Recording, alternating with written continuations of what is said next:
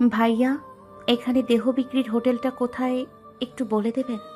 কথাটা শুনে বেশ অবাক হয়ে মেয়েটির দিকে তাকালো সোহান। মেয়েটির শরীরে রয়েছে সুন্নাতি বোরখা আর মুখে হিজাব পরাতে চেহারাটা নূরের ন্যায় চমকাচ্ছে। এমন একটা মেয়ের মুখে হঠাৎ দেহ ব্যবসার কথা শুনে সোহানের একদম বিশ্বাস হচ্ছিল না। খেয়াল করল মেয়েটির চোখে জল। তার মানে মেয়েটি একটু আগেই কান্নাকাটি করেছে। এত সুন্দর একটা মেয়ের চোখে মুখে ভয়ের চিহ্নটা সোহানের মনটাকে মোমের মতো গলিয়ে ফেলল। সোহান জানত মেয়েটিকে এখন শান্ত করতে হবে, তারপর তাকে সবকিছু বোঝাতে হবে। আপনি সঠিক জায়গাতে এসেছেন, তবে সেখানে যেতে হলে আপনাকে কিছু শর্ত মানতে হবে। হ্যাঁ ভাইয়া, আমি শর্ত মানতে রাজি। বলুন, কি করতে হবে আমাকে? তোমার নাম কি? ভাইয়া, আমার নাম চারু। শোনো চারু, এখানে হঠাৎ করে গেলে তোমার মৃত্যুর আশঙ্কা রয়েছে।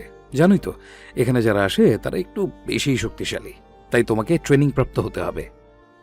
কথাটা শোনার পর চারু নামক মেয়েটা তার পাশে বসেই কাঁদতে শুরু করল। সোহান বুঝতে পেরেছে মেয়েটির শরীর একদম পবিত্র, একে শুধু একটু যাচাই করে নিতে হবে। কিন্তু একে দেখে মনে হচ্ছে কথার দ্বারা বোঝানো সম্ভব না, তাই বুদ্ধি দিয়ে বোঝাতে হবে। চারুর পাশে গিয়ে সোহান চারুকে বলল, যারা নতুন কাজ করতে চায় তারাও সেখানে যেতে পারে, শুধু তাকে একটা আবেদনপত্র জমা দিতে হয়। কথাটা শুনে মুখ তুলে চারু সোহানের চোখের দিকে তাকালো। ভাইয়া, সেই আবেদনপত্র কোথায় পাওয়া যাবে? আমিও তোমাকে সেই পত্র দিতে পারবো, কারণ সেখানে আমার নিয়মিত যাওয়া আসা আছে। ভাইয়া, সেই পত্র আমাকে এনে দিতে পারবেন? তাহলে আপনি যা চান আমি তাই আপনাকে দিব। হ্যাঁ, তবে প্রথমত আমার সাথে তোমাকে কয়েকদিন থাকতে হবে, কারণ সেই ট্রেনিং আমি নিজেই দেই। কথাটা শুনে চারু বেশ ঘাবড়ে গেল। এই ছেলে ট্রেনিং দেয়, তাহলে ইনি তো বেশ খারাপ বজ্জাত একটা ছেলে। কিন্তু তার যেভাবেই হোক না কেন তাকে পতিতালয়ে যেতেই হবে। সমস্যা নাই, আমি আপনার সাথে রাত কাটাতে রাজি আছি। শুধু আপনি আমার আবেদনপত্রটা এনে দিন। ওই যে পাশে একটা হোটেল দেখা যাচ্ছে, সেখানে গিয়ে আমার কথা বলুন, তাহলে আপনাকে ওরা নিয়ে যাবে। কথা বলে সোহান চারুকে সেখানে যাবার জন্য পাঠিয়ে দিল। যাবার সময় চারু বলল, ভাইয়া, আপনাকে অনেক ধন্যবাদ। তবে আপনার নামটা বলেননি এখনো। আমার নাম সোহান, আর আমি আপনার পতিতালয়ে পাঠানোর দায়িত্বে আছি। কথাটা শেষ করেই চারুকে হোটেলে পাঠিয়ে দিল সোহান। পাশের দোকান থেকে একটা বিয়ারে নিয়ে বসে হাসতে লাগলো। তার জীবনে সেই প্রথম কোনো মেয়েকে দেহ বিক্রির জন্য এত উত্তেজিত দেখেছে। চারুকে দেখেছে বুঝতে পেরেছে চারু এসব নিজ থেকে করছে না। নিশ্চয় এর পিছনে কোনো কারণ রয়েছে। এত সুন্দর একটা মেয়ে স্বইচ্ছায় তার দেহ বিক্রি করছে, অথচ সে নিজেই জানে না। পতিতালয় থেকে মেয়েরা সব সময় পালানোর চেষ্টা করে। চারুকে প্রথম দেখাতেই তার ভালো লেগেছে। এখন তার একটাই উদ্দেশ্য, সেটি হলো চারুর মুখ থেকে পুরো ঘটনাটা শোনা। এদিকে চারু হোটেলে ঢুকেছে আর ভাবছে পরপুরুষের সাথে এটাই তার প্রথম মিলন শুরু। পরক্ষণে ভাবল, না না, সে তো আগেই একজনের সাথে রাত কাটিয়েছে। হোটেলের লোকজন দেখে সে ভয় পেতে থাকল। সোহান নামে ছেলেটি তার সাথে কিভাবে কি করবে এটা ভাবতেই চারুর বুক ধরফর ধরফর করে কাঁপছে। সে শুনেছে তাদের শরীরের বিনিময়ে টাকা দেওয়া হয়। তাহলে সোহান কি তাকে টাকা দিয়ে কিনে নেবে? ম্যানেজার এসে তাকে এক কোনায় বসতে বলল। চারু ভাবল, হয়তো এই হোটেলের ছেলেদের দিয়েই তার ট্রেনিং দেওয়া হবে। চলুন এদের বিষয়ে কিছু জেনে নেওয়া যাক। সোহান হলো এই শহরের সবচেয়ে ধনবান আর ক্ষমতাশালী পরিবারের ছেলে। দেখতে যেমন সুন্দর, ঠিক হাতের কাজগুলোও ঠিক তেমনই। শহর থেকে কিভাবে অন্যায় কাজ করা বন্ধ করা যায়, এটাই তার সব সময়ের ভাবনা। তবে সে বাজে ছেলেপেলের কাছে মস্তান, আর ভালো ছেলেদের কাছে তার মতো ভালো পোলা একটাও খুঁজে পাওয়া যাবে না। দোকান থেকে সোহান কয়েকটা কলা আর বিস্কুট কিনে পাশের ফুটপাতে গিয়ে একটা অসহায়ের পাশে খাবারগুলোকে রেখে হোটেলের দিকে রওনা দিল। তার চোখে কারোর কষ্ট একদম সহ্য হয় না। ওদিকে হোটেলের এক কোণে চারু চুপচাপ বসে রয়েছে। তার চারপাশে কয়েকটা বাজে ছেলেরা তার প্রতি উকি দিচ্ছে, যার কারণে ভয়ে সে শেষ প্রান্তে বসে রয়েছে। তার একটাই চিন্তা, তার সাথে খারাপ আচরণ করার যেন সেটা ভিডিও না করা হয়। সোহানকে দেখতে তো বেশ ভদ্র ছেলের মতোই দেখাচ্ছিল, কিন্তু সে যে মেয়েদের পতিতালয়ে পাঠানোর ট্রেনিং দেয় এটা চারুর জানা ছিল না। সোহান হোটেলে ঢুকতেই হোটেল থেকে সমস্ত ছেলেরা ভয় পেয়ে বের হয়ে আসলো। সোহান চারুর সামনে 2 কাপ কফি রেখে পাশের চেয়ারে বসতেই চারু কিছুটা ভয়ে কেঁপে উঠল। তোতলা ভাবে সে বলল, চারু, আমি একটু আগেই বসের সাথে কথা বলেছি। সে বলল সুন্দরী মেয়েরা নাকি টাকা বেশি পেলেই সে ছেলের সাথে পালিয়ে যায়, তাই সুন্দরী মেয়ে নিতে হলে সবকিছু খুলে তাদেরকে বোঝাতে হবে। ভাইয়া, এত মানুষের ভিড়ে কিভাবে জামা কাপড় খুলবো? মাথা নিচু করে বলল। কি, জামা কাপড় খুলতে যাবেন কেন? সোহান বলল। আপনি তো নিজেই বললেন তাদের সবকিছু খুলে দেখাতে হবে। চারুর কথা শুনে সোহান কিছুক্ষণ চারুর দিকে তাকিয়ে থাকার পর খুব জোরে জোরে হাসতে শুরু করল। পাশ থেকে জলের বোতলটা তার দিকে এগিয়ে দিল। চারু জলটুকু মুখে দিতেই, চারু, তোমাকে আমি ওরকম খারাপ কিছু বলিনি। আমি জানতে চাইছি তোমার সাথে এমন কি ঘটেছে যেটার জন্য তুমি দেহ বিক্রি করবে। চারু সোহানের কথায় থমকে দাঁড়ালো। হঠাৎ এমন একটা প্রশ্ন শুনে তার ভিতরটা কেমন যেন একটা অস্থিরতার কাজ করছিল। তেমন কিছু না, আমার একটি পছন্দ হয়েছে তাই। তোমার পছন্দ হলে তো হবে না। আচ্ছা, এটা বলো, তুমি কয়জনের সাথে রাত কাটিয়েছো? অনেকের সাথে। চোখ ভরা জল নিয়ে বলল, কতজন তোমাকে টাকার বিনিময়ে ভোগ করেছে? কত শত লোক। হাত দুটোকে শক্ত করে চেপে রেখে। তোমার সাথে কি কখনো একসাথে একাধিক কেউ মিলন করেছে? এবারের কথাটা শুনে চারু আর কান্নাটা চেপে রাখতে পারল না। চুপি চুপি কান্নাটা তার বেড়ে গেল। ভাবতেও পারেনি তাকে এভাবে এতটা নিচু হতে হবে। নিজের চোখ দুটো মুছে নিজেকে ঠিক করে নিল চারু। দেখুন, আপনি আমাকে এভাবে অপমান করতে পারেন না।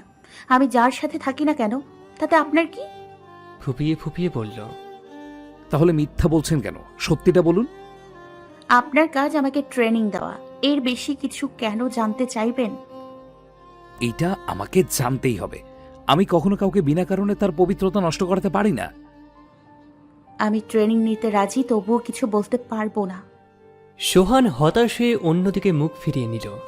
এত কিছু বলার পরেও কেন মেয়েটি তার মিথ্যা কথাগুলোকে স্বীকার করছিল না? এবার তাকে একটু বেশি খারাপ হতে হবে। চারু, ধরো তোমাকে আমি কারোর সাথে পাঠালাম, তখন হঠাৎ তার সাথে যাওয়ার পর তোমার কিছু হয়ে গেল, তখন আমার কি হবে? কথাটা শুনে চারু কিচ্ছু বলছে না। তাকে আর কত অপমান সহ্য করতে হবে? এই ছেলেটা তাকে কেন এত প্রশ্ন করছে? চেয়ার থেকে উঠে গিয়ে একটা নীরব গাছের নিচে চলে গেল। চোখটাকে বন্ধ করে গাছের সাথে হেলান দিয়ে বসে রইল। সোহান চারুর পাশে গিয়ে তার মায়াবী মুখটা দেখতে লাগলো। মেয়েটা এত কেন মায়াবী? চুপ করে সে ওর পাশে গিয়ে বসে পড়ল। আমি চারু, এবার অনার্সে পড়াশোনা করছি। পিতাবিহীন একটা ছোট্ট পরিবারে আমার জন্ম। মাই হলো আমার সব।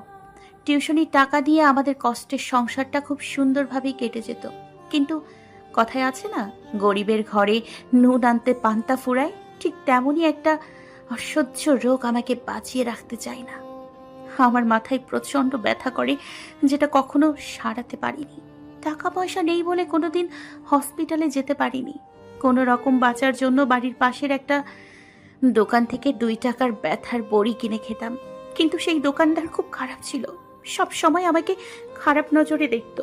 হঠাৎ কথাগুলো বলেই থেমে গেল সে। সোহান চারুর থেমে যাওয়াতে খেয়াল করল মেয়েটি তার বুক ভিজিয়ে দিয়েছে। হাত দুটো সে নিজেই ধরে রেখেছে। তার মনে হচ্ছিল মেয়েটি যেন তার কাছে অভিমান করেছিল। রুমাল বের করে চারুর চোখ দুটো মুছে দিয়ে আবারও তার বুকে রেখে দিল। তারপর তারপর কি হয়েছিল? হঠাৎ একদিন সন্ধ্যায় আমার মাথাটা প্রচণ্ড ব্যথায় কাতর হয়ে যায়। অনিচ্ছা সত্ত্বেও আমি ওই দোকানে চলে যাই। খুব ভয় করছিল, কিন্তু আমি তখন নিরুপায় ছিলাম। ধীরে ধীরে দোকানে গিয়ে দেখি দোকানটা একদম ফাঁকা। দোকানদার আমাকে দেখে চোখ বড় বড় করে তাকাচ্ছিল, কিন্তু পরক্ষণেই বলল তার কাছে নাকি ঔষধ নেই। আমার তখন মাথায় কাজ করছিল না। আমি তখন যে কোনো ব্যথা কমানোর ঔষধ চাইতেই সে বলল একটা ঔষধ আছে। আমি চাইতেই সে গ্লাসে মিশিয়ে দিল, কিন্তু সেটি খাবার পর হঠাৎ করে আমি মাটিতে বেহুশ হয়ে পড়ে গেলাম। সোহান চারুর কথাগুলো শোনার পাশাপাশি তার চুলগুলোকে ঠিক করে রাখছিল। সে চারুর শরীরের কাঁপুনিটা টের পাচ্ছিল। এই শীতেও চারুর শরীরে প্রচণ্ড জ্বরের আভাস পাচ্ছিল। ফোলা ফোলা লাল চোখ দুটোর দিকে তাকিয়ে আবারও সে চারুর কথায় মনোযোগ দিল। বেহুশ হবার পরে আমি বুঝতে পারিনি কি হয়েছিল আমার সাথে। আমি যখন ঘুম থেকে উঠলাম তখন আমি নিজেকে আবিষ্কার করলাম একটা ঘরে, কিন্তু পরক্ষণেই নিজের দিকে তাকিয়ে নিজেকে বিশ্বাস করতে পারছিলাম না। নিজের শরীর শুধু একটা চাদর দিয়ে ঢাকা ছিল। তখন নিজেকে শেষ করার অনেক চেষ্টা করেছি, কিন্তু পারিনি। যখন নিজের ইজ্জতটুকু রাখতে পারলাম না, তখন ভালো সেজে লাভ কি? চারুর মুখ দিয়ে আর কিচ্ছু বেরোল না। এদিকে শেষ কথাগুলো শুনে সোহান নিজের চোখের কোণার পানিটুকু মুছে নিল। সে বোঝে না কি করে মানুষ এত খারাপ হতে পারে, একটা মেয়েকে কিভাবে ভোগের পাত্র বানিয়ে নেয়। চারুর ব্যথাগুলো সে বুঝতে পেরেছে। কিছুক্ষণ দুজনেই চুপ করে রইল। চারুকে বুক থেকে সরিয়ে দাঁড়িয়ে পড়ল। তার মনে হলো চারুর এখন একটা মানুষের ভালোবাসা প্রয়োজন, তবে চারুকে তার আসল পরিচয় বুঝতে দেওয়া যাবে না। চারু, তুমি অবশ্যই পারবে, শুধু তুমি নিজের উপরে বিশ্বাস রাখো। আচ্ছা ভাইয়া, তাহলে কি আমাকে নেবেন? চোখ মুছতে মুছতে বলল, হ্যাঁ, তুমি এখন আমার সাথে একটু ঘুরে আসবা। কোথায় যাব? তোমাকে কিছু পরিবেশের মেয়েদের দেখাবো, তারপর তোমাকে আমার বাসায় নিয়ে যাব। কিন্তু কোনো কিন্তু না। তবে এখানে এইভাবে একলা একলা ঘুরবে না, তাহলে বিপদ হতে পারে। এই নাও, আমার হাতে হাত রাখো। কথাটা ভাবতেই চারুর মনে পড়ে গেল তাকে সবাই ছুঁতে পারবে। তাহলে হাতটি ধরলে কি এমন হবে? কাঁপা কাঁপা হাত দুটো অনিচ্ছা সত্ত্বেও সোহানের হাতে রেখে সামনে এগোতে শুরু করলো। হাত দুটো সোহান চেপে ধরতে চারু কেমন যেন একটা শিহরণ অনুভব করল। সোহানের চোখ দুটো তার মনে একটা আশার আলো খুঁজে দিয়েছে। পথে হাঁটছে, অথচ তাদের দুজনের মনে হচ্ছে না তারা এভাবে একসাথে অপরিচিত হয়েও চলছে। চারুর হাতের আঙুলগুলো সোহান ইচ্ছে করেই তার আঙুলের মাঝে ঢুকিয়ে নিল। মুচকি হাসি দিয়ে সে চারুর দিকে তাকাতেই চারু লজ্জায় মাথা নিচু করে নিল। দুজনেই খুশি মনে সামনে এগোতে রইল। সোহান একটু দুষ্টুমি করে চারুর হাতগুলোকে বারবার একবার এদিক তো একবার ওদিক করছে। কিছুক্ষণ হাঁটার পর চারুর কথায় সোহান বাস্তবে ফিরে আসে। ভাইয়া দেখুন, ওইখানে কি করছে? কি করছে শুনি? কতগুলো ছেলে মিলে একটা মেয়েকে ঘিরে মেয়েটাকে উত্ত্যক্ত করছে, আর আর মেয়েটার ওড়নাটা কেড়ে নিয়েছে। সোহান চারুর কথা শুনে পাশে তাকাতেই দেখে মেয়েটার অবস্থা বেহাল। দেখে বোঝা যাচ্ছে মেয়েটা গরিব ঘরের। এখন সে চারুর সামনে কিছু করতেও পারবে না, কারণ চারুর কাছে সে একটা খারাপ ছেলে হিসাবে পরিচিত। কিছু করলে তার উপর চারুর সন্দেহ করবে। এই মেয়েটা ঠিক তোমার মতোই নতুন, তাই সহজে মানিয়ে নিতে পারছে না। তাহলে রুমে নিয়ে যাক, রাস্তায় এভাবে কষ্ট দেওয়াটা ঠিক না। টাকার কাছে সবাই হার মেনে নেয়। এই মেয়েটাই দেখবা দুদিন পর ছেলেদের সাথে হেসে হেসে কথা বলছে। চারু সোহানের কথাগুলো সহজে বিশ্বাস করে নিল। ওদিকে সোহান ইশারায় ছেলেগুলোকে হাত নাড়াতেই সবাই ভয়ে পালিয়ে গেল। কিন্তু যে যত ভালোই হোক না কেন, তার ভিতরেও একটা নেশা কাজ করে। সোহানের ফিলিংসটা চারুর প্রতি ধীরে ধীরে বাড়তে রইল। আশেপাশে সব কিছু ঘুরিয়ে এনে চারুকে তার বাসায় নিয়ে আনলো। সে তার নিজের বাসাতে থাকে না, তাই ভাড়া নেওয়া তার রুমে চলে এলো। চারু খেয়াল করলো তার ফ্ল্যাটে অনেক মেয়েরা দাঁড়িয়ে আছে। চারু বলতে লাগলো, আপনার ফ্ল্যাটে এত মেয়ে কেন? সবাই তোমার মতোই ট্রেনিং নিচ্ছে। ও, এদেরকে দেখে আমার সেটা মনে হয় না। এরা বেশ ভদ্র ঘরের মেয়ে মনে হচ্ছে। হ্যাঁ, তুমি ঠিক বলেছো চারু, এরা উঁচু বংশের মেয়ে। এখানে এসে ওরা আমাকে টাকা দিয়ে ওদের জন্য একটা করে বেছে নিয়ে ফুর্তি করে। চারু শুধু অবাক হয়ে সবাইকে দেখছিল। সে খেয়াল করলো সেখানে অনেক বিবাহিতাও রয়েছে। তবে তার কাছে ফ্ল্যাট দেখে বিশ্বাস হচ্ছে না এমন একটা বিল্ডিংয়ে আদান প্রদানের কাজ করে। সোহান সোজা চারুকে নিয়ে একটু ভিতরে গিয়ে বেশ সুন্দর একটা রুমে নিয়ে চলে গেল।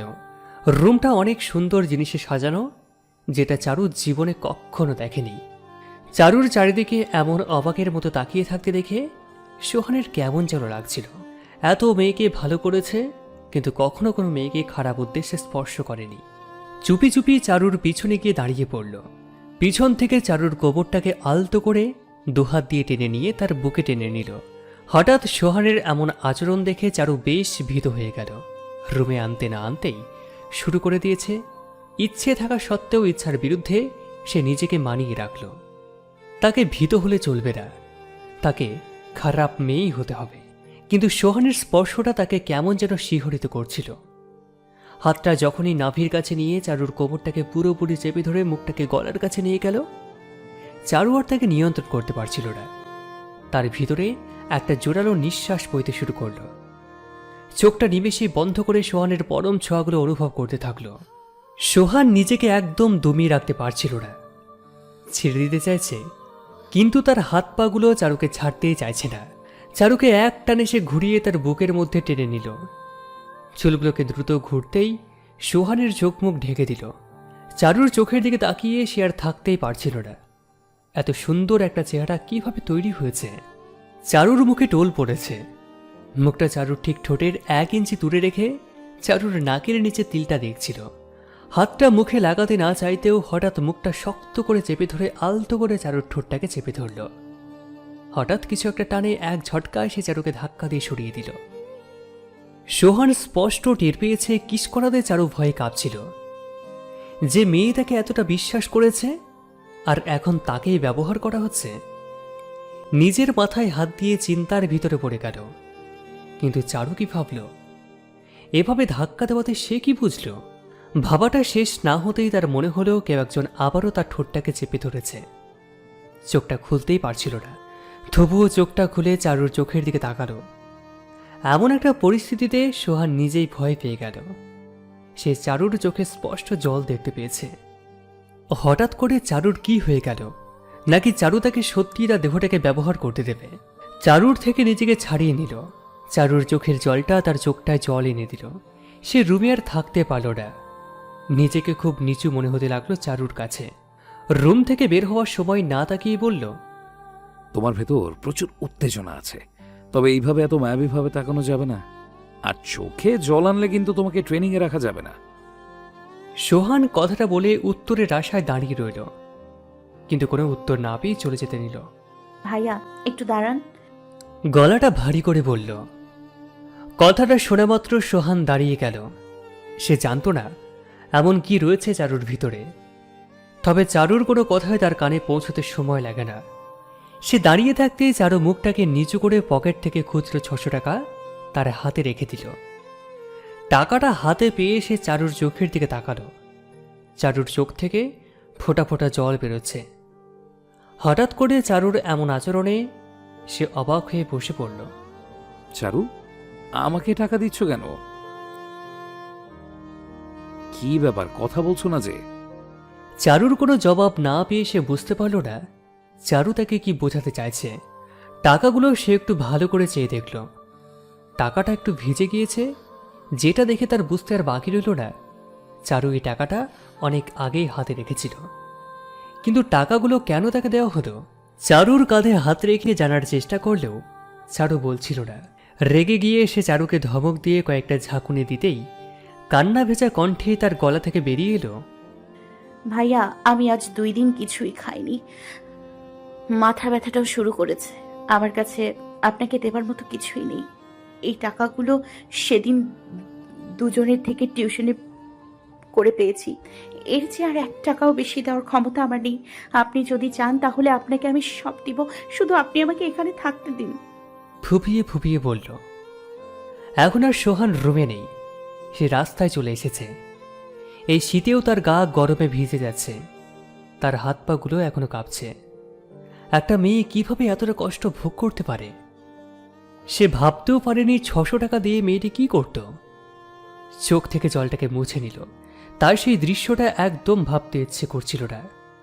যখন চারুর টাকাগুলো দিয়ে তার পা জাপটে ধরে কাঁদতে কাঁদতে কথাগুলোকে বলল, তাহলে কি এর? সোহানের সেই দৃশ্যটা একদম ভাবতে ইচ্ছে করছিল না। যখন টাকাগুলো দিয়ে চারু তার পা দুটিকে জাপটে ধরে কাঁদতে থাকল, তাহলে কি এরা গরিব বলে সবসময় এদেরকে হেনস্থা হতে হবে? এদের কি কোনো অধিকার নেই? 2 দিন না খেয়ে মেয়েটি কিভাবে রইল? নিজের মনকে সোহান ঘৃণা করতে লাগলো। যে মেয়েটি 2 দিন ধরে অসুস্থ, আর তার প্রতি সে কিভাবে কুনজর দিতে পারল? রাস্তা দিয়ে হাঁটছে আর চারুর মায়াবী মুখটা বারবার তার চোখের সামনে আসছে। কিন্তু এভাবে তো চারুকে বোঝানো যাবে না। তাকে যেভাবেই হোক সঠিক পথে ফিরিয়ে আনতে হবে। তবে আগে সেই ভুয়া ডাক্তারকে দেখতে হবে যে সব কিছুর মূলে রয়েছে। রাত 12টা। হঠাৎ করেই একটা আওয়াজ শুনতে পাওয়া গেল। আওয়াজটা শুনে মনে হলো কিছু একটা ভাঙার আওয়াজ। হঠাৎ একটা লোক দৌড়ে এসে পাশে থাকা ছেলেপেলেদের ভিতরে নিয়ে গিয়ে একজনের পায়ে পড়ে গেল। পায়ে পড়তে ছেলেটা তার কলার চেপে ধরে মারতে মারতে রুমের ভিতরে নিয়ে গেল। কিন্তু এদিকে রুমে সোহানকে পাওয়া যাচ্ছে না। তাহলে কি এতক্ষণ সবকিছু সেই ঘটাচ্ছিল? আর এই ঘর দেখে তো সেটাই মনে হচ্ছে। হ্যাঁ, এটাই সেই ঘর, আর এরা তারাই যাদের এখনো অনেক কথাবার্তা বাকি আছে। সোহান লোকটিকে মেরে মেরে রুমের এক কোণে ফেলে দিল। লোকটি চিৎকার করে চেঁচাতে লাগলো। বল, চারুকে কেন তুই নষ্ট করেছিস? শালা তোর বাসায় মা বোন নেই? সোহানের কথা শুনে চাচার বয়সী লোকটা অদ্ভুতভাবে চেয়ে রইল। মুখে তার কোনো কথা নেই। এতক্ষণে লোকটি বুঝতে পারল তাকে কেন এত অত্যাচার করা হচ্ছিল। ইতিমধ্যে লোকটির একটি মেয়েকে তার সামনে আনা হলো। সোহান গিয়ে সে মেয়ের ওড়নাটা সরিয়ে জামার এক অংশ ছিঁড়ে নিল, যেটা লোকটি বাবা আর সহ্য করতে পারল না।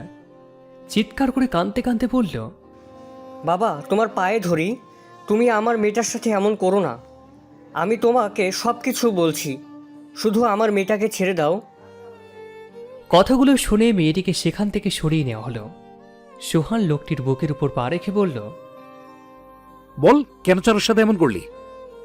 বাবা, এজন্য আমাকে মাফ করে দাও, কিন্তু বিশ্বাস করো, আমি এই মেয়েটার শরীরে কোনো পাপের চিহ্ন লাগাইনি। তাহলে?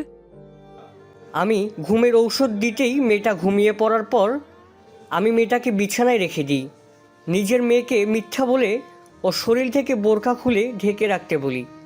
আমার একটু কাজ ছিল, তাই দোকানে ফিরতে দেরি হয়েছিল। আর যখন ফিরে আসলাম তখন দেখি মেয়েটা আর নেই। বিশ্বাস করুন, মেয়েটাকে আমি স্পর্শও করিনি। কথাগুলো শোনামাত্র সোহান লোকটির বুক থেকে পাটাকে সরিয়ে নিয়ে পথের দিকে রওনা দিল।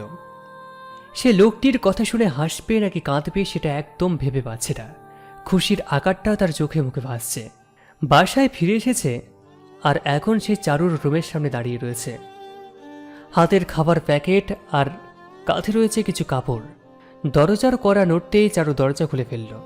চারুকে জোরবশত সেগুলো দিয়ে সে রুমটা নিজে থেকে আটকে দিয়ে চলে গেল। মেয়েটাকে খুব তাড়াতাড়ি দুঃখ বেদনার জগৎ থেকে ফিরিয়ে আনতে হবে। হঠাৎ রাতটা কেটে চারিদিকে আজানের সুর শোনা যাচ্ছে, আর এদিকে চারুর রুমটা কে যেন খটখট করে ধাক্কা দিচ্ছে। চারু তাড়াতাড়ি উঠে গিয়ে রুমটা খুলতেই দেখে সোহান পাঞ্জাবি গায়ে তার সামনে দাঁড়িয়ে রয়েছে। ভাইয়া, আপনি এখানে?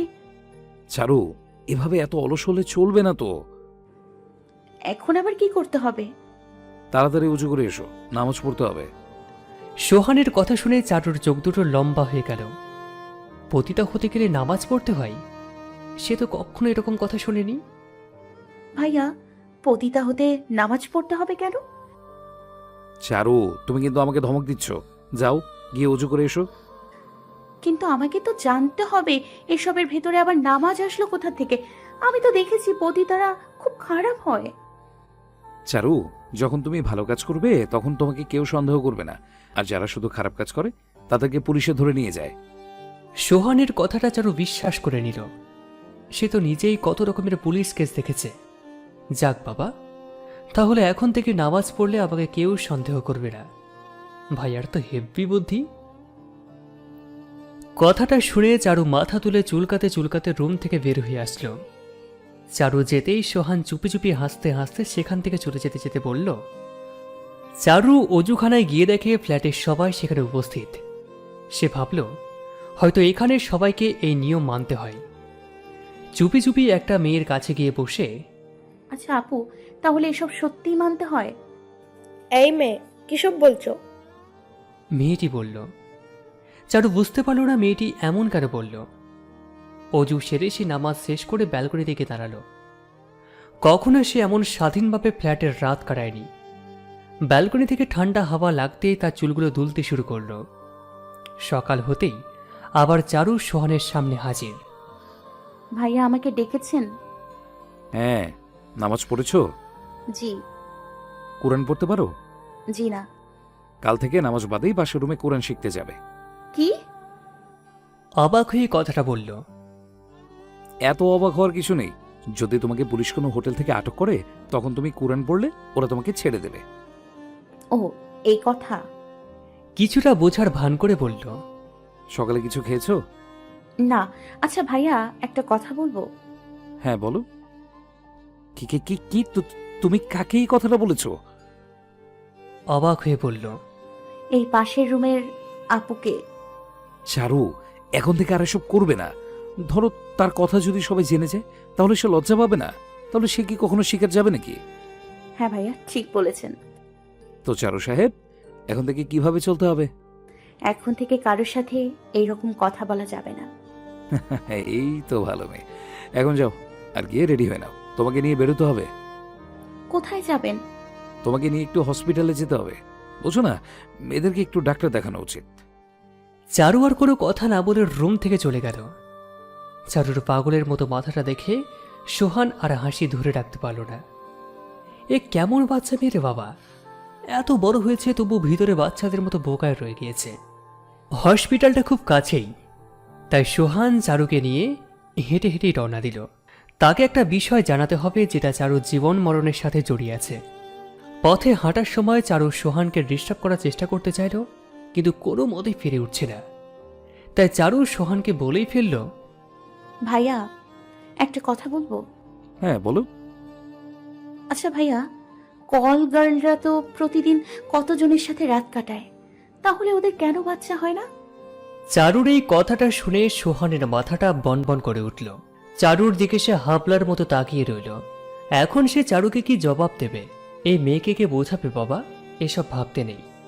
চারু, আসলে ওদেরকে এমন একটা মেডিসিন দেওয়া হয় যেটার মাধ্যমে ওদের বাচ্চা হবার কোনো সম্ভাবনা থাকে না। ও, এই ব্যাপার। তাহলে আমাকে তো এমন কোনো চিকিৎসা দেওয়া হয়নি ভাইয়া। এই জন্যই তোমাকে হসপিটালে নিয়ে যাওয়া হচ্ছে। ও আচ্ছা, আরেকটা প্রশ্ন। চারু, একটু চুপ থাকতে পারো না? সে কখন থেকে বলেই যাচ্ছ, একটু রাস্তাঘাট দেখে চললে হতো না? সোহানের কথায় চারু চুপ হয়ে রইল। চারু ভাবতে লাগলো, তাহলে আজকে হসপিটালে আমাকে চিকিৎসা দেওয়া হবে। উফ, খারাপ হতেও দেখি অনেক ঝামেলার ব্যাপার। ওদিকে সোহান চারুকে নিয়ে হাসপাতালে পৌঁছে গিয়েছে। ডক্টরের কেবিনে ঢুকতেই, কি ব্যাপার সোহন সাহেব, হঠাৎ করেই চলে এলেন? হ্যাঁ বন্ধু, একটা জরুরি কাজে আসতে হলো। হঠাৎ তোর এমন কি কাজ পড়লো? আর তোর সাথে মেয়েটি কে? সোহান আর কিছু বলল না। চুপি চুপি ইশারায় ডক্টর সাকিলকে ইশারায় কি যেন বোঝাতেই সাকিল কিছুটা চিন্তিত হয়ে চেয়ার থেকে উঠে পড়লেন। কোনো কথা না বলে চারুকে নিয়ে বাইরে চলে গেল। চারু, তোমার অপারেশনের সময় হয়ে এসেছে। যাও, উনি তোমাকে অপারেশন থিয়েটারে নিয়ে যাবে। কথাটা শোনার পর চারু ভয়ে ভয়ে ডক্টরের পিছনে পিছনে যেতে লাগলো। চারুর খুব ভয় হচ্ছিল যদি তার কিছু হয়ে যায়, কিন্তু সোহান চারুর চোখে জল স্পষ্ট দেখতে পেয়েছে। সে বুঝতে পেরেছে চারুর কষ্ট হচ্ছে, তবে চারুর থেকে তার বেশি চিন্তা হচ্ছে রিপোর্ট না দেখা পর্যন্ত তার বুকের ব্যথাটা দূর হবে না। 2 ঘন্টা পেরিয়ে গেছে, এখনো সোহান কেবিনে চুপচাপ বসে রয়েছে। এই শীতেও তার কপালে ঘাম জমে রয়েছে। একটু পর হঠাৎ সে কারোর পায়ের আওয়াজ শুনতে পেল। সে আর বসে রইল না, দাঁড়িয়ে এসে শাকিলকে দেখেই, কি রিপোর্ট আসছে চারুর? শাকিলকে বেশ ঘরপাক্ত দেখাচ্ছে। বেশ কিছুক্ষণ চুপ থেকে তার সামনে ফাইলটাকে রেখে, সোহান, তুই বাবা হতে চলেছিস? কথাটা শোনার পরেই সোহানের মুখ থেকে কোনো কথা বেরোল না। ফাইলটা খুলে খুঁজতে লাগলো। তার বিষাক্ত চারু একদম ঠিক আছে। হঠাৎ করে রিপোর্টটাকে বের করে তাকিয়ে দেখার পর গম্ভীরভাবে সে শাকিলের দিক তাকাতেই দেখে শাকিল হাসছে।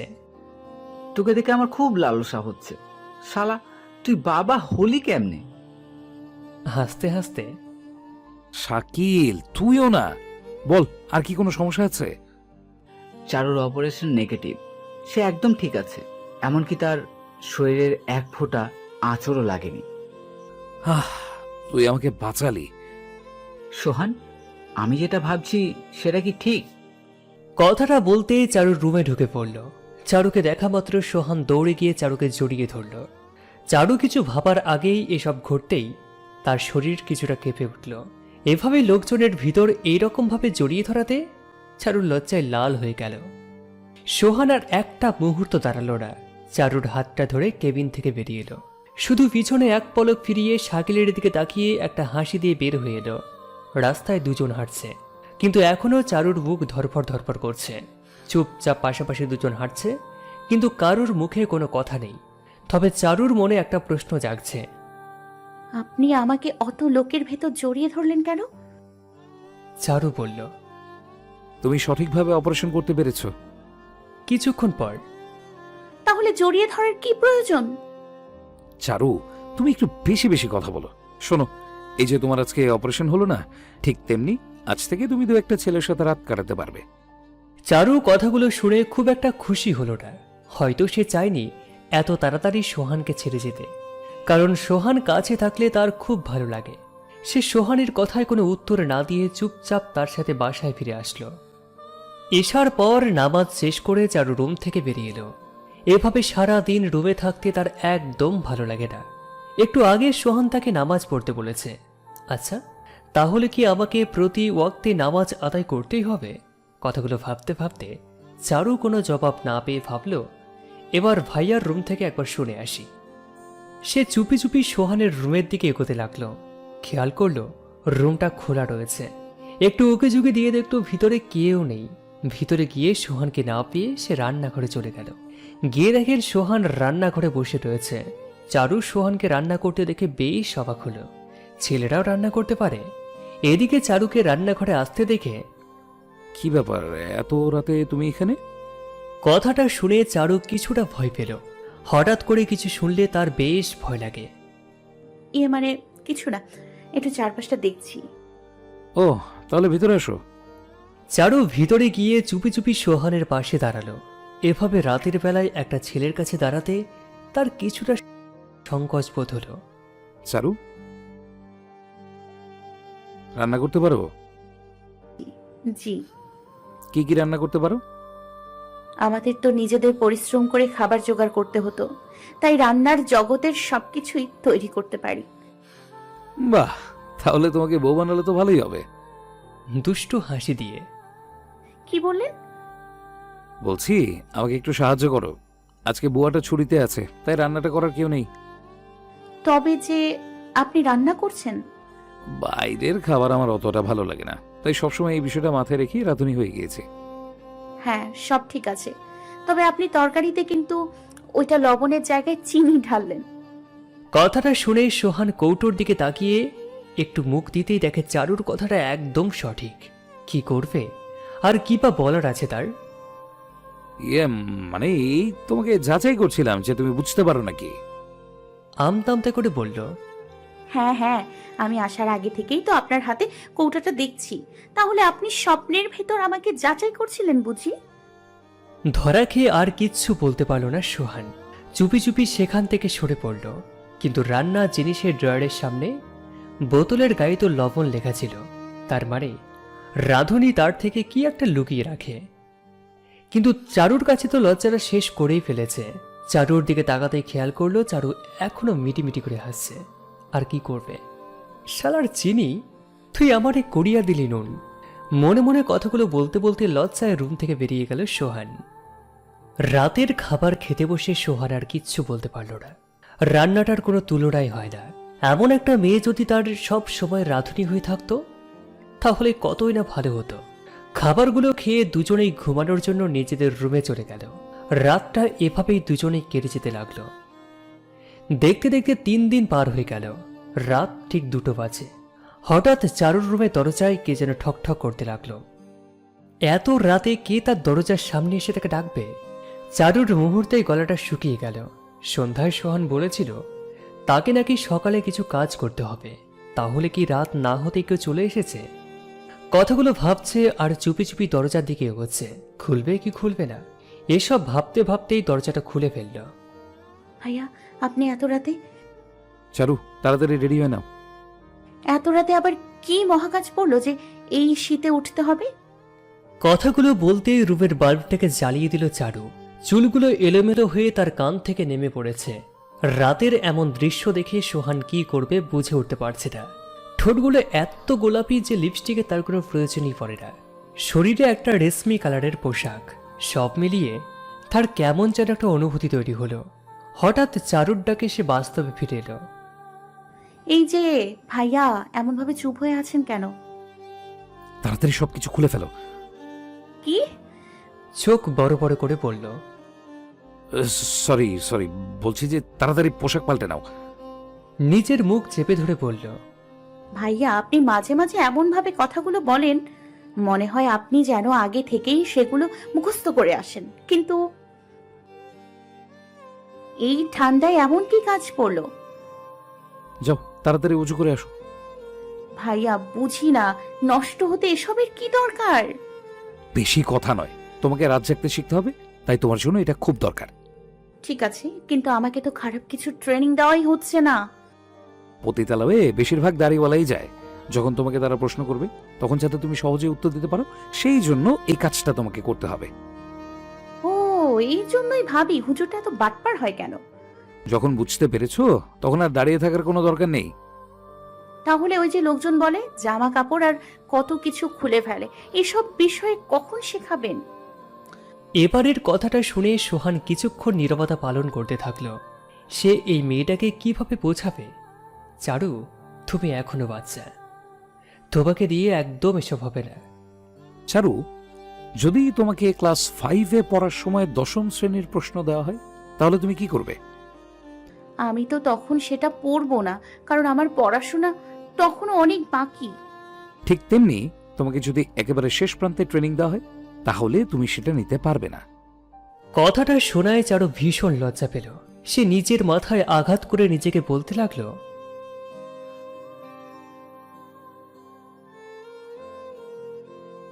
ভাইয়া, নামাজটা না হয় পড়ে নিব, তবে কালকের কাজটা যদি আজকে একটু দেখিয়ে দিতেন। কি মেয়ে এটা, এত উতলা কেন হয় মেয়েটা? সোহান ইচ্ছে করেই আবারও চারুর কাছে ফিরে গিয়ে, ঠিক আছে, তবে চুপচাপ দাঁড়িয়ে থাকবে আর কোনো কথা বলবে না, কেমন? ঠিক আছে। মাথা নিচু করে বলল। সোহান এবার চারুর কিছুটা কাছে চলে আসলো। এত রাতে চারু এমন পরিস্থিতিতে কিছুটা ভরকে গেল। চারু সরে যাওয়ার আগেই নিমেষেই চারুর গোলাপি ঠোঁট দুটো আলতো করে চেপে ধরল। চারুর সাথে সাথেই সোহানের থেকে নিজেকে ছাড়িয়ে নিতেই সোহান চারুকে পিছন থেকে আবারও আটকে ধরল। ছি ছি ভাইয়া, এটা কি করছেন? প্লিজ প্লিজ আমাকে কিছু করবেন না। একদম চুপ করে থাকবে। আমি যেটা করব সেটা একদম মনোযোগ দিয়ে শিখবে। চারু হঠাৎ করে জোরাজোরি বন্ধ করে ফেলল। পিছন ফিরে এসে সোহানের চোখে চোখ রাখল। দুজনের মাঝে কেমন একটা ভালোবাসা কাজ করছিল। চারু সোহানের ভিতর অতলেই হারিয়ে যেতে থাকলো। তার চোখে মুখে লজ্জার ছাপ স্পষ্ট ফুটে উঠেছে। বুকের ভিতরটা কেমন যেন ধরফর ধরফর করছে। সোহান তার কাছে যেতেই এই শীতে তার কেমন যেন একটা শিহরণ জাগলো। সোহান যখন তার কাঁধে হাত দুটো রাখলো তখন সে বুঝতে পারছিল কেন সোহান তাকে সবকিছু ধীরে ধীরে শেখাচ্ছিল। চোখটা তার হঠাৎ করে বন্ধ হয়ে আসতে লাগলো। কিছুক্ষণ পর সে সোহানের নিঃশ্বাসটা তার নাকের কাছে অনুভব করলো। আলতো করে তার ঠোঁটটা সোহান চেপে ধরতে তার ভিতরে একটা জোরালো নিঃশ্বাস বয়ে গেল। তার মনে হলো সে এর আগে কখনো এমনটা অনুভূতি টের পায়নি। ঠান্ডা ঠোঁটের স্পর্শটা তার কথাগুলোকে বন্ধ করে দিয়েছে। সে বুঝতে পেরেছে এটা কোনো শেখানোর ট্রেনিং না, এটা তার ভালোবাসার একটা অংশ। কিছুক্ষণ পর চারুকে সোহান নিজের থেকে ছাড়িয়ে নিল। চারুর ঠোঁটগুলো থরথর করে কাঁপছিল। সে বুঝতে পেরেছে জীবনে প্রথম কোনো স্পর্শ কতটা ভুলিয়ে দিতে পারে সবাইকে। চোখ দুটোকে বন্ধ করে চুপ করে দাঁড়িয়ে রইল। হঠাৎ তার কানের পাশে কে যেন বলল, চারু, এটা কোনো ট্রেনিং ছিল না, এটা ছিল আমাদের ভালোবাসার একটা মুহূর্ত। কথাগুলো শোনা মাত্র চারুর ঠোঁটগুলোতে হাসির রেখা ফুটে উঠল। কিন্তু কথাগুলো একটু ভালোভাবে বোঝার পর চারু চোখটাকে বড় বড় করে চারিদিকে তাকিয়ে সোহানকে খুঁজতে লাগলো।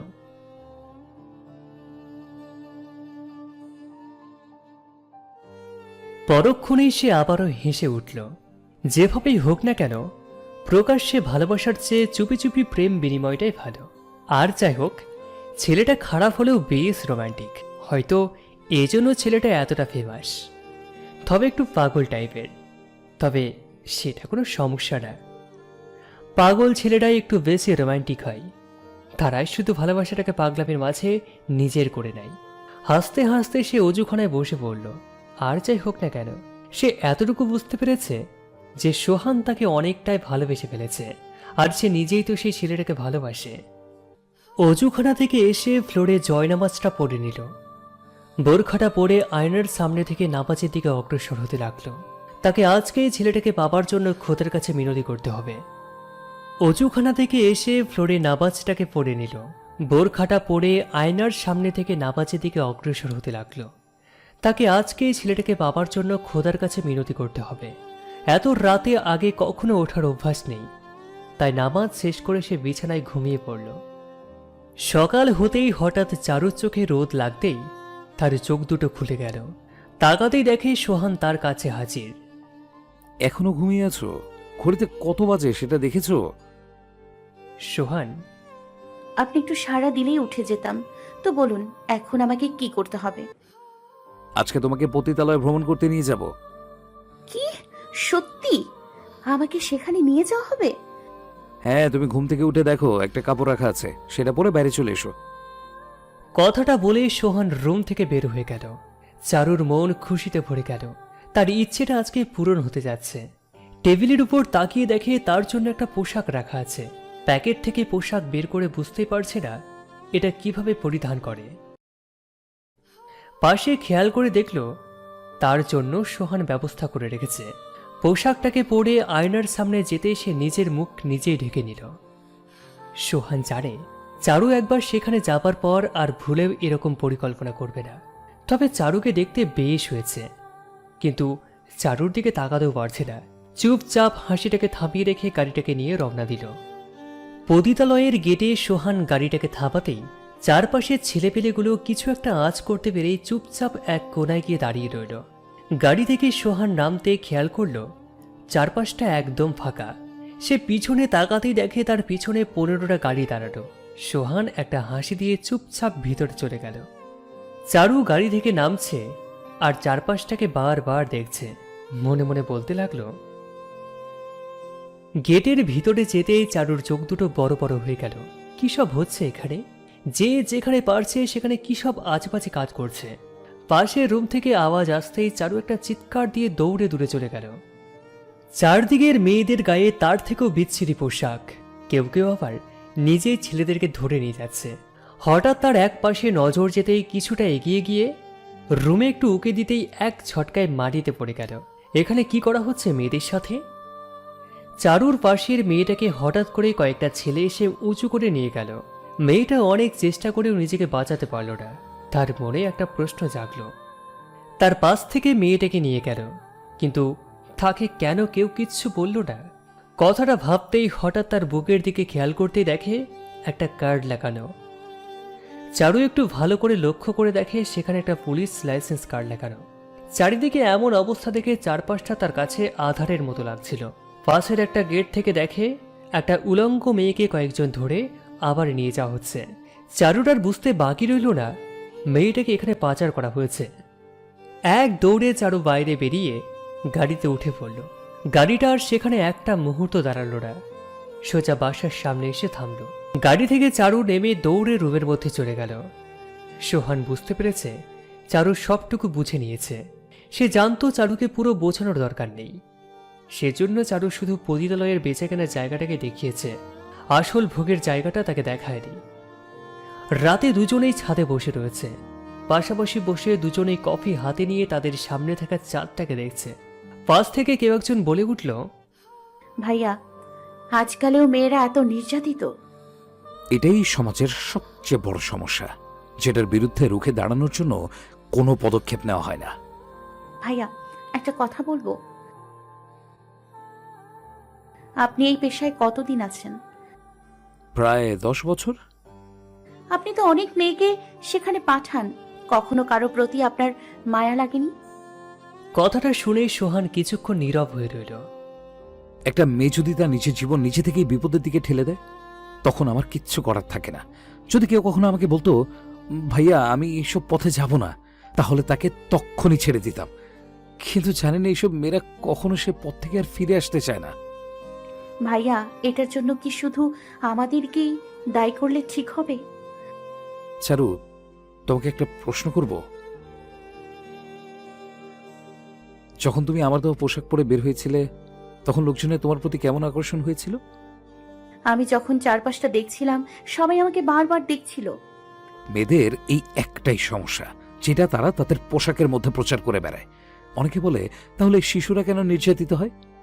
আসলে এই কথাটার কোনো ভিত্তি নেই, কারণ খারাপ কাজ মানে খারাপ।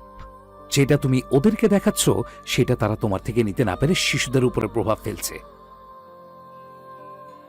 একটা ঘন নিঃশ্বাস নিয়ে চারু। তো আজকের কাহিনীর পর তোমার ডিসিশন কি হলো? সেটা এখনো ভাবিনি। আচ্ছা, আমাকে আর কতদিন থাকতে হবে এখানে? কথাটা শুনে সোহান কিছুটা গম্ভীর হয়ে গেল। তার ভিতর কি চলছে সেটা সে নিজেও বুঝতে পারছে না। মেয়েটাকে সে তার কথাটা বোঝাতে পারছে না। সোহান চারুর পাশে গিয়ে চারুর হাতটাকে ধরে, চারু, আজকের ওই চাঁদটা দেখছো? জি। কিছুটা ভীত আর চমকে গিয়ে, এই চাঁদটাকেই আমরা রাতের সবচেয়ে সৌন্দর্য ভাবি, কিন্তু এই চাঁদের সুন্দর প্রতিভাটা কোথা থেকে আসে? সেটা আসে সূর্য আছে সেটার জন্য। আর ঠিক তেমনি একটা মানুষের জন্য দরকার আরেকটা হাত, যেটা তাকে বাঁচতে শেখাবে আর তার হাত দুটো সব সময় ধরে রাখবে।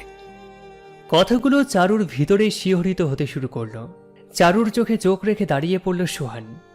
সে চারুর চোখে কিছু একটা লক্ষ্য করল। হয়তো আজ দুজনের কিছু একটা ফিল হচ্ছে। চারুর হাত দুটো উঁচু করে, এই হাত দুটো দেখছো? এটা তুমি তোমার ইচ্ছে মতো সব দিকে নিতে পারবে। ঠিক তেমনি সেইখানে যাওয়াটা তোমার উপরে নির্ভর করবে। শুধু একটু বুদ্ধি দিয়ে ভেবে দেখো। কথাটা বলেই পাশ থেকে সোহান হেঁটে হেঁটে চলে গেল। কথাগুলো চারুর কানে বাজতে লাগলো। সে কিভাবে বোঝাবে, সোহান, আমি শুধু তোমাকে চাই। রাতের ঠান্ডা হাওয়াটা তার শরীরে লাগছে, শরীরটা তার বারবার কাঁপুনি দিয়ে উঠছে। হাত দুটো গুটিয়ে সে রুমে গিয়ে বালিশে মাথা রাখল। আজকে তাকে আর বসে থাকলে হবে না। এই কয়দিনে সে সোহানকে যে ভালোবেসে ফেলেছে, তার ভালোবাসার কথাগুলো কালকে তাকে জানাতেই হবে। রাতটা গভীর হয়ে এসেছে। চারু ভাবতে ভাবতে ঘুমিয়ে পড়েছে, আর সোহান চুপটি করে সোফার মধ্যে ঘুমিয়ে রয়েছে। রাতের এই সময়গুলো তার সোফাতেই কাটতে লাগলো। সকাল হতেই চারু ঘুম থেকে উঠে পড়ল। চুপি চুপি ফ্রেশ হয়ে এসে চারপাশে উকি দিয়ে সে সোহানকে খুঁজতে লাগলো, কিন্তু তাকে যে পাওয়াই যাচ্ছে না। তাই চুপি চুপি চারু সোহানের রুমে গিয়ে উকি দিল। রুমের ভিতরে তাকিয়ে দেখল কেউ নেই। সে চুপি চুপি রুমের ভিতরে প্রবেশ করলো। রুমে যেতেই সে বেশ অবাক হলো। বাহ, রুমটা তো বেশ সুন্দর। চারপাশটা ঘুরে ঘুরে দেখতেই হঠাৎ তার টেবিলের উপরে নজর পড়ল। টেবিলের উপর রাখা আছে বিভিন্ন ধরনের বই আর বিভিন্ন গুরুত্বপূর্ণ কিছু কাগজ। চারু সেখান থেকে একটা কাগজ ওঠাতে খেয়াল করল সেটা তার নিজের নামে রেজিস্টার আছে। কথাটা ভাবতেই খেয়াল হলো সেদিনে সেই অপারেশনের কথা। কাগজটা খুলে সে বেশ অবাক হলো। কাগজে তো অন্য কিছু দেখাচ্ছে। তাহলে সোহান যে বলল তাকে একটা মেডিসিন দেওয়া হবে। কাগজটা ভালো করে পড়ে সে বিশ্বাস করতে পারছিল না এই রিপোর্টটা সত্য। তাহলে সোহান আগে থেকে জানতো সে একদম ঠিকঠাক আছে। পাশ থেকে একটা আওয়াজ পেতেই সে দৌড়ে রুম থেকে বের হয়ে এলো। ব্যালকনিতে দাঁড়িয়ে সে খুশিতে হাসতে লাগলো। সে যে কতটা খুশি সেটা সে কাউকে বোঝাতে পারছে না। এখন তা নিজেকে বলতে ইচ্ছে করছিল। রুমে এসে সুন্দর করে একটা চিঠি লিখল। সে এখন বুঝতে পারছে সোহান কেন তাকে কখনো একলা ছাড়েনি। চিঠিটা হাতে নিয়ে বাইরে যেতেই দেখে সোহান দাঁড়িয়ে রয়েছে। সে এক দৌড়ে গিয়ে সোহানের বুকের মধ্যে ঝাঁপিয়ে পড়ল। আরে আরে চারু, তুমি এসব কি করছো? চারুকে আরো শক্ত করে জড়িয়ে ধরে, আমার জড়িয়ে ধরতে ইচ্ছে করেছে তাই ধরেছি। আপনি একদম চুপচাপ দাঁড়িয়ে থাকুন। কিন্তু এইভাবে ঝাঁপিয়ে পড়ার কারণটা তো বলবে। এর আগে আপনিও অনেকবার জড়িয়ে ধরেছিলেন, তখন আমি কিছুই বলিনি। তাই এখন আপনি চুপচাপ দাঁড়িয়ে থাকুন। সোহান চুপ করে দাঁড়িয়ে একটু রোমান্টিক ভাবে চারুর কোমরে আলতো করে ছুঁয়ে দিল। চারুকে দেখলেই শুধু তার এই একটা দুষ্টুমির কথায় মাথায় ভর করে। চারু একটু নড়ে চড়ে উঠল। সে বুঝতে পারছে এটা সোহান ইচ্ছে করেই তার সাথে মজা করছে। বেয়াদব ছেলেটা একটুও ফিলিংস বোঝে না, সব সময় শুধু তার সাথে দুষ্টুমি করে। আই, শুনছেন?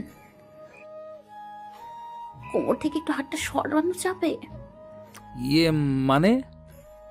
তাড়াতাড়ি করে হাতটাকে সরিয়ে, একটা কথা বলার আছে। কথা বলবা নাকি কিছু করবে? যেরকম জড়িয়ে রেখেছো তাতে আমার তো কিছু শুনতে ইচ্ছে করছে না, একটু ঘুমানো শখ জাগছে। চারু সোহানকে এক ধাক্কায় সরিয়ে দিয়ে লজ্জায় মুখটাকে লুকিয়ে নিল। একটু একটু ফিলিংস হচ্ছে। যাই হোক চারু, তুমি কিছু একটা বলতে চাইছিলে। হ্যাঁ, আচ্ছা, আমি যে আপনাকে ছেড়ে যাচ্ছি, এতে আপনার কষ্ট হবে না? মুখটাকে নিচু করে, চারু, মুখ থেকে কখনো এমন কথা বের করবে না। তুমি কখনো আমার থেকে যাবেই না। কেন? আমি তো তোমার সাথেই থাকবো সব সময়। ভাইয়া, আপনাকে একটা কথা বলার আছে। হ্যাঁ বলো। চারু পিছন থেকে যেই না চিঠিটা বের করতে যাবে, ঠিক তখনই সোহানের ফোনটা বেজে উঠল।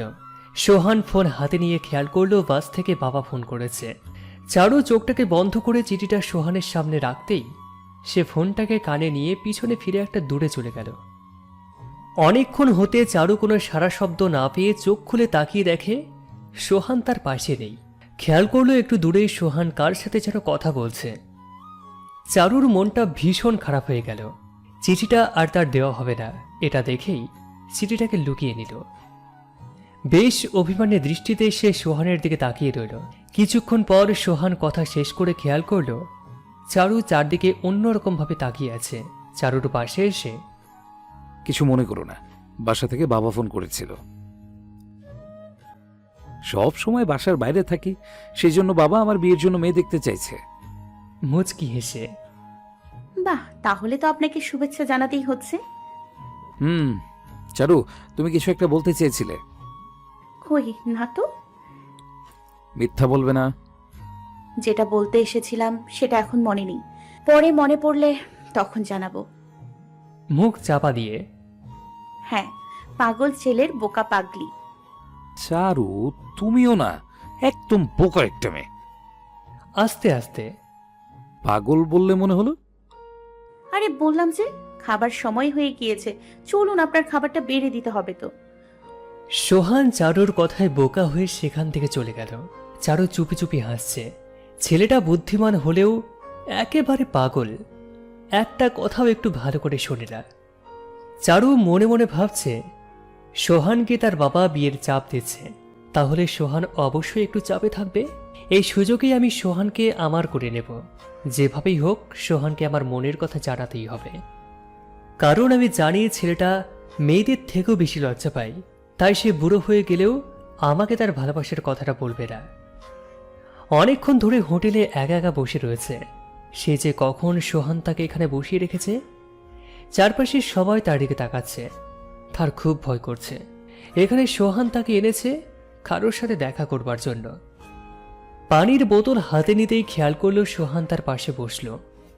ওই, আপনি তো বেশ অদ্ভুত, আমাকে একা রেখে কোথায় চলে গিয়েছিলেন?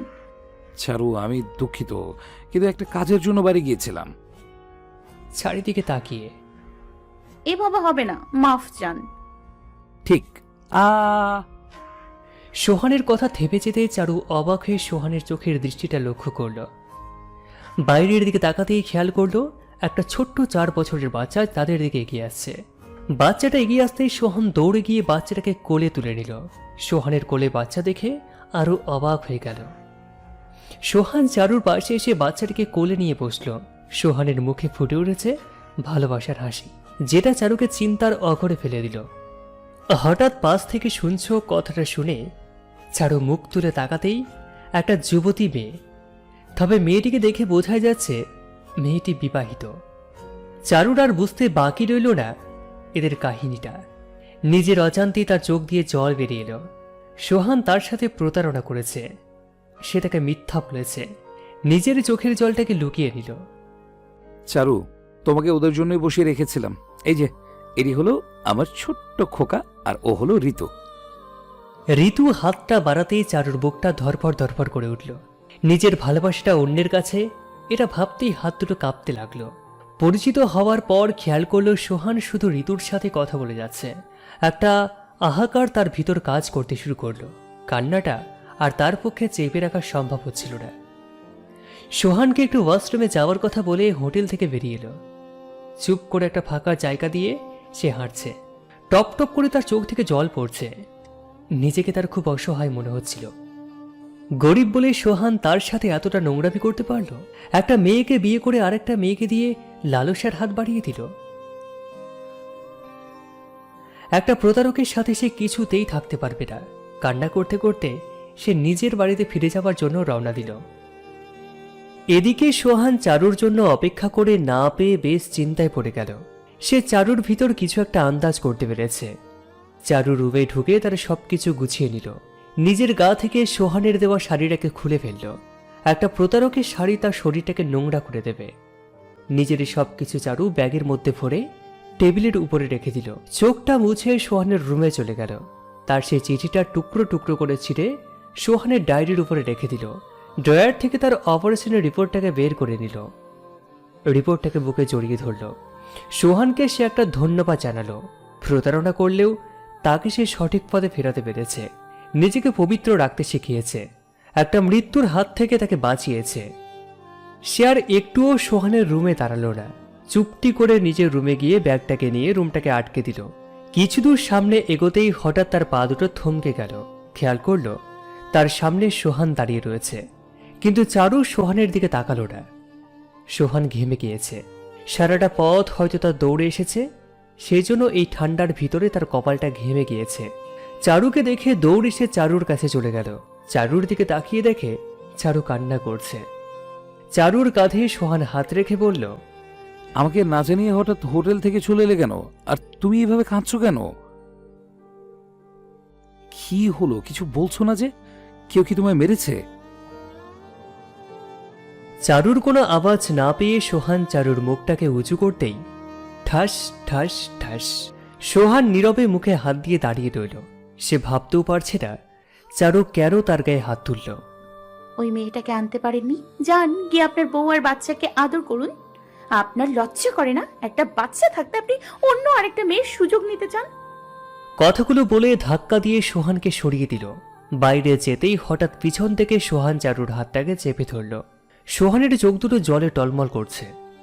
চারু, তুমি আমার পুরো কথাটা আপনি যদি আর একটা কথা বলেন তাহলে আপনি আমার লাশ দেখবেন। হাতটা ছাড়ুন বলছি। কথাটা আর তার বলা হলো না। হাতটা হঠাৎ করে চারুর হাত থেকে পড়ে গেল। সোহান আর কিছু বলতে পারল না, না পারল কাঁদতে আর না পারল কিছু বলতে। এদিকে চারু কান্না করতে করতে চলে গেল, অন্যদিকে সোহান চুপচাপ রুমের মধ্যে চলে গেল। দুজনের ভিতরই রয়ে গেল তাদের লুকোনো কথাগুলো। হয়তো এরা আশা করেনি আর তাদের কোনোদিন দেখা হবে। সোহানকে আর সেদিনের পর থেকে কোথাও দেখা যায়নি। চারিদিকে সবকিছু চুপচাপ ভাবেই ঘটে চলেছে। কেউ আর বাইরে কখনো একটা ছেলেকে দেখতেই পায় না। ধীরে ধীরে চারিদিকে আবার সেই পুরনো খারাপ কাজগুলো শুরু হয়ে গিয়েছে। সবাই তখন শুধু একজনের পথের দিকে তাকিয়ে থাকে, কিন্তু তাকে যে আর দেখা যায় না। ছেলেটা কি তাহলে আগের মতো নেই, নাকি অনেক আগেই সবার থেকে বিদায় নিয়ে কোনো এক একাকিত্বের দূরের দেশে পাড়ি জমিয়েছে? কুয়াশা বেশ ঘন হয়ে গিয়েছে। এই ঠান্ডাটা হয়তো গরিবের জন্য খুব বেদনাদায়ক। একটা মেয়ে কাঁপতে কাঁপতে বাজারের দিকে এগোচ্ছে। শরীরে রয়েছে হালকা একটা কাপড়। শরীর দেখে মনে হচ্ছে কয়েকদিন পেটে কিচ্ছু পড়েনি। চোখের নিচটা কালো রঙে ছেপে গিয়েছে। একা একা চুপি চুপি মেয়েটাকে ধীরে ধীরে বাজারের ভিতরে ঢুকতে দেখা যাচ্ছে। বাজারের এক প্রান্তে চলে গেল মেয়েটা। মনে হচ্ছে মেয়েটার কাছে টাকা নেই, তাই নষ্ট সবজির দিকে তার পা দুটো এগোতেই দেখা যাচ্ছে। সবজির দোকানে গিয়ে কিছু সবজি নিয়ে আবারও হেঁটে চলল। মুখ দুটো শুকনো হয়ে গিয়েছে, ঠোঁট দুটো ফেটে একাকার, চোখে একটা চশমা দেখা যাচ্ছে। হঠাৎ হাঁটার পথে কে যেন মেয়েটির গায়ে একটা চাদর জড়িয়ে দিল। পাশ থেকে কে যেন বলে উঠল, এই তুমি চারু না? কথাটা শুনে মেয়েটি দাঁড়িয়ে পড়ল। পাশ থেকে চারু তাকাতেই খেয়াল করল মেয়েটি আর কেউ না, মেয়েটি ঋতু। পাশেই রয়েছে ঋতুর ছেলে। চারু একটা মুচকি হাসি দিয়ে ঋতুর ছেলেকে কোলে তুলে নিল। ঋতু, তোমাদের ছেলেটা অনেক সুন্দর হয়েছে। তুমি হঠাৎ এই শীতের ভেতর এভাবে পাগলের মতো কোথায় যাচ্ছ? এই তো বাসার দিকে। একটা ঘোর নিঃশ্বাস ছেড়ে দিয়ে, সেদিন তোমাকে আর দেখতে না পেয়ে খুব খারাপ লেগেছিল। তুমি না অনেক ভাগ্যবান, সোহানের মতো একটা ছেলেকে পেয়ে। তো তুমি একা কেন? সোহান কোথায়? সোহান? ওর তো তোমার সাথে থাকার কথা। অবাক হয়ে, চারু, তুমি সব কি বলছো? সোহান কেন আমার সাথে থাকবে? এবারের কথাটা শুনে চারু থেমে গেল। তুমি সোহানের বিবাহিত বউ না? কি সব বাজে কথা বলছো? সোহান তো আমার খুব ভালো বন্ধু। ঋতুর কথা শুনে চারু অবাক হয়ে যায়। 1 বছর পরেও কথাটা শুনে চারু চমকে উঠল। তাহলে যে সেদিন ও তোমার বাচ্চাটাকে কোলে নিয়ে বাবা বলল। চারু, তুমিও না? সোহান কখনো আমাকে একটুও কষ্ট দেয়নি, সব সময় আমাকে এক চোখেই দেখেছে। ও সব সময় আমার বাচ্চাকে নিজের মনে করত। কথাগুলো চারুর কাছে স্বপ্নের মতো মনে হলো। ভুল তো তার নিজেরই ছিল। কেন সে শেষবারের মতো কথাটা শোনেনি? ঋতু, সোহান এখন কোথায় আছে সেটা বলতে পারবে? সেদিন সোহান কিছু বলেছিল? জন্মদিনের গিফট হিসেবে ও তোমাকে আমার কাছে নিয়ে এসেছিল। বেশি কিছু বলেনি, শুধু এটুকু বলেছিল যে তোমাকেও বিয়ে করতে চলেছে। কিন্তু ও তো একটা পতিতালয়ের ট্রেনার ছিল। কি? সোহানকে তুমি এমন অপবাদ দিতে পারো না। ধীরে ধীরে চারুকে ঋতু সবকিছু খুলে বলতে শুরু করলো। এখন আর চারু সেখানে দাঁড়িয়ে নেই, একটা বাড়ির পাশের বাগানের দিকে হাঁটতে শুরু করেছে। ঋতু তাকে এই ঠিকানাটাই দিয়েছে। ঠান্ডার ভিতর এতটা রাস্তা হাঁটতে হাঁটতে সে ক্লান্ত হয়ে গিয়েছে। সে জানে না এখন সোহান তাকে মেনে নেবে কিনা। তবে তাকে যে ছেলেটার কাছে যেতে হবে, তার না বলা কথাটা যে তাকে বলতেই হবে। বাগানে ঢুকতেই সে থমকে দাঁড়ালো। চারপাশে প্রচণ্ড বাতাস বইছে, কিন্তু কাউকেই দেখা যাচ্ছে না। চোখ থেকে জল মুছে নিয়ে ভিতরে চলে গেল। কিছু দূর যাবার পর খেয়াল করলো তার কিছু দূরেই অনেকগুলো বাচ্চা খেলাধুলা করছে। লোকটির মুখ ভর্তি দাড়ি আর চুপচাপ বসে থাকাটা চারুর বুকে একটা আঘাত করে বসল। চুপি চুপি সে গিয়ে লোকটির পাশে বসে রইল। খেয়াল করলো লোকটির পাশে একটি চিঠি পড়ে রয়েছে। আর ছেলেটাকে বৃদ্ধ বলছি কেন? চারু লোকটির পাশে বসে চুপি চুপি কাঁদতে থাকলো। কান্না দেখে পাশ থেকে লোকটির চাদরটাকে সরিয়ে পকেট থেকে একটা রুমাল বের করে চারুর সামনে ধরল। চারু ছেলেটির দিকে একটা পলকে ফেলল না। আড়ালে তাকিয়ে দেখে ছেলেটা একদম শুকিয়ে গিয়েছে। রুমালটা ছেলেটার হাত থেকে নিয়ে পাশে রেখে দিল। চারুর কান্নাটা ধীরে ধীরে বেড়েই চলেছে। চারিদিকের চুপচাপ পরিবেশে এমন কান্নাটা হয়তো পাশের লোকটির পছন্দ হচ্ছে না, কিন্তু লোকটির চোখেও জল দেখা যাচ্ছে। তাহলে পাশের ছেলেটা অন্য কারোর কান্না সহ্য করতে পারে না? শীতের কনকনে বাতাসটা চারুর শরীরে লাগছে আর থরথর করে কাঁপছে তার শরীর। তার কান্নাটা জমে আসছে। হঠাৎ পাশ থেকে ছেলেটা উঠে তার গায়ের চাদরটাকে খুলে চারুর শরীরে জড়িয়ে দিল। হয়তো ছেলেটার এমন করে উপকার করতে ভালো লাগে। পাশ থেকে চিঠিটা উঠিয়ে সেটা বুকের মধ্যে জড়িয়ে রাখলো। চোখটাকে বন্ধ রাখার চেষ্টা করছে, কিন্তু তার চোখটা থামছে না। কেন সে কাঁদছে আর এখানে তো কাউকে দেখা যাচ্ছে না? তাহলে সে কি সোহানের সাথে দেখা করবে না? কথাটা শেষ হতে না হতেই পাশের ছেলেটা চুপচাপ এসে চাদর থেকে চাদরটাকে একটু সরিয়ে সেখানে জায়গা করে বসে রইল। কি ব্যাপার? এই ছেলেটা চারুর কাছে এভাবে বসলো কেন? এ কি? চারু ছেলেটার বুকে মাথা লুকালো কেন? আর চিঠিতে কি এমন লেখা ছিল যেটাতে এত কান্না করতে হবে? চুপচাপ চারিদিকে শুনশান বাতাস বইছে। দুজনের মুখে কোনো কথা নেই। চারু চুপি চুপি কান্না করছে। চিঠিটা তো পড়ে গেল। তাহলে দেখি কি লেখা রয়েছে সেখানে। ও মা, এখানে তো লেখা রয়েছে, এই যে, তুমি কি আমার বউ হবে? তারিখটি ঠিক 1 বছর আগের। চিঠিটা দেখে বুঝতে বাকি রইল না এটা চারু সেই পাগল ছেলে। হঠাৎ চারিদিকের বাতাসটা আমাকে ধাক্কা দিয়ে সরিয়ে দিল। হয়তো আর ওদের ভালোবাসার অধিকারটা আমাকে আর দেবে না। তবে থাক না, এরা এদের মতো। যদি চারু কান্না করে, তার ভালোবাসাটা নিজের করতে পারে, তাহলে কান্না করুক। তবে এটুকু তো বুঝতে পেরেছি ছেলেটি সোহানি ছিল। হয়তো এদের ভালোবাসাটা নীরবে প্রকাশ পাবে। চারিদিক থেকে এলোমেলো সুরগুলো আর কিছু শুনতে দিল না। পাশ থেকে একটা আওয়াজ শুনতে পেলাম, তোর বর্ষা চোখে ঝরতে দেব না বৃষ্টি, তুই জাগবি সারা রাত, আমি আসবো হঠাৎ। বাহ, আওয়াজটা তো বেশ দারুণ।